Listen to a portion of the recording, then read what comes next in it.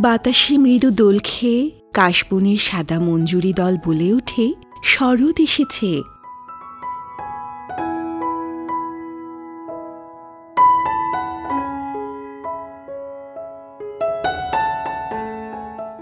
এর সাথে পদ্ম, শাপলা, শালুকে আচ্ছাদিত জলাভূমি প্রকাশ করে শরতের চিরকালীন রূপ।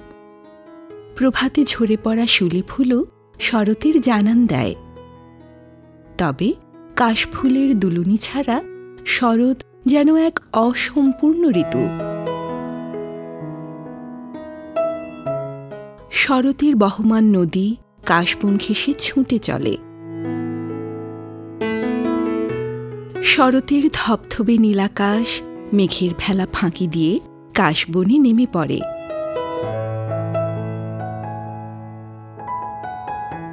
ঘ্রাণহীন কাশফুল শুধু মুগ্ধতা ছড়ায়। বর্ণিল পাপড়ি নেই, ফুলের মতো গন্ধও নেই, তবুও সে প্রকৃতির এক সৌন্দর্যময়ী রানী কাশফুল।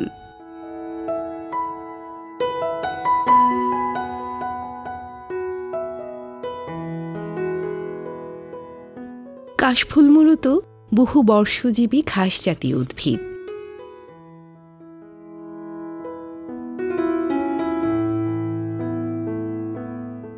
সবুজ চিরল পাতার ফাঁকে বাতাসের দোলায় নুইয়ে পড়ে।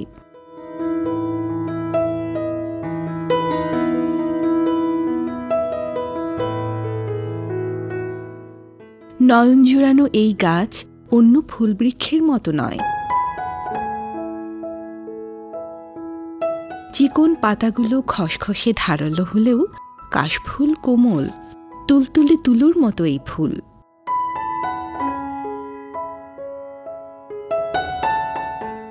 নদীর ঘাটে, পুকুর পাড়ে, বিলের পাড়ে সৌন্দর্য ছড়িয়ে দেয় রানীর মতো।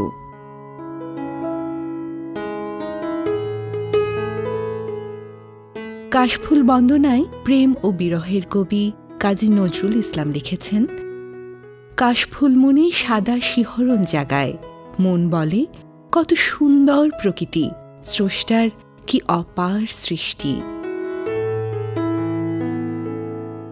এই ঘাসের আদিনিবাস রোমানিয়ায়। কাশ গাছ খুব দ্রুত বাড়ে ও ছড়িয়ে পড়ে।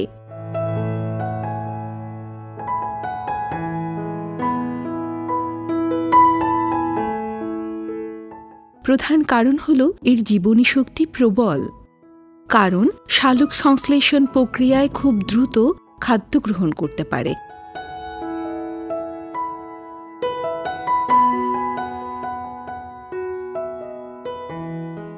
কাশফুলের ইংরেজি নাম কান্স গ্রাস বা ওয়াইল্ড সুগার ক্যান।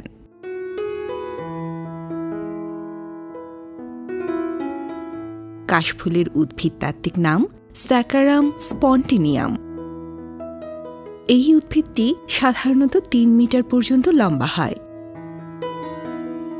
গাঢ় সবুজ রঙের পাতাগুলো লম্বায় 1 মিটার পর্যন্ত ও চওড়া 6 থেকে 15 মিলিমিটার পর্যন্ত হয়। কাশফুলের সাদা মঞ্জুরিটি 15 থেকে 30 সেন্টিমিটার পর্যন্ত লম্বা হয়। বীজে সূক্ষ্ম সূক্ষ্ম সাদা রোম থাকে। এই রোমের কারণেই বীজগুলো উড়ে গিয়ে বংশবিস্তার ঘটায়। সাধারণত অক্টোবর থেকে নভেম্বরে বীজগুলো বাতাসে উড়ে বেড়ায়। হালকা বাতাসে ফুলের বীজগুলো দূর থেকে দূরে ছড়িয়ে পড়ে। নদীর তীরেই কাশফুল বেশি জন্মাতে পারে, কারণ নদীর তীরে পলিমাটির আস্তরণ থাকে বেশি। এই উর্বর মাটিতে কাশের মূল বা শিকড় সহজেই সম্প্রসারিত হতে পারে। শরতের কাশফুল শুধু প্রকৃতিপ্রেমীদের মনের আনন্দ মেটায় না, সাদা কেশর দুলিয়ে সৌন্দর্যের দ্যুতি ছড়িয়ে জীবনের খোরাকও মেটায়।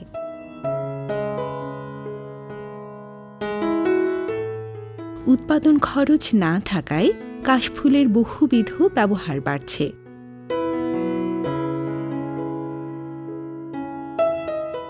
চাষহীনভাবে বেড়ে ওঠা কাশফুলে অনেকের জীবন জীবিকা চলে।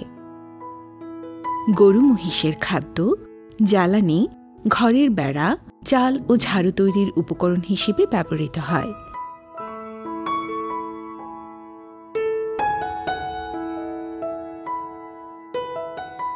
প্রাকৃতিকভাবে বেড়ে ওঠা কাশফুলের খড়ে তৈরি ডালি, মাদুর, ফুলের ঝাঁটি বিক্রি করে স্বাবলম্বী হচ্ছেন গ্রামীণ নারীরা।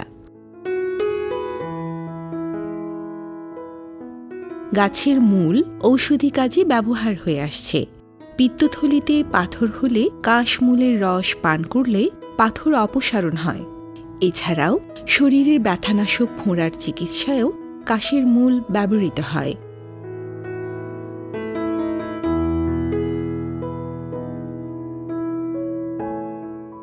কাশফুল চাষের জন্য আলাদা কোনো জমির প্রয়োজন পড়ে না।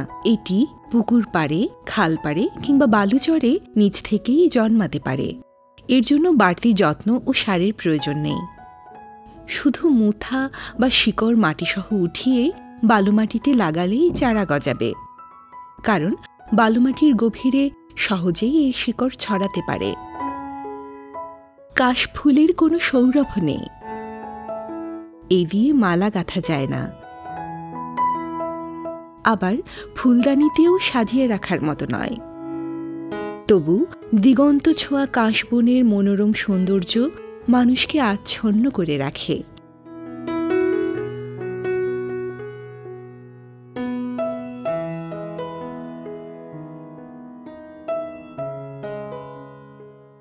তবে দিনে দিনে জলবায়ু পরিবর্তনের প্রভাবে কাশফুল কমে যাচ্ছে।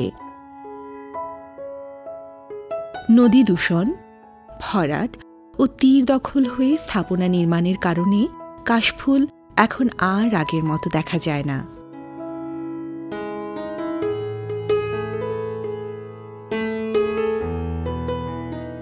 নদ নদীর তীরে চাষাবাদ বেড়ে যাওয়ার কারণেও কাশবনের পরিধি কমেছে। সবশেষে প্রকৃতিপ্রেমীদের নয়ন জুড়াতে নদীর তীরে টিকে থাকুক দিগন্ত বিস্তৃত সাদা কাশবন।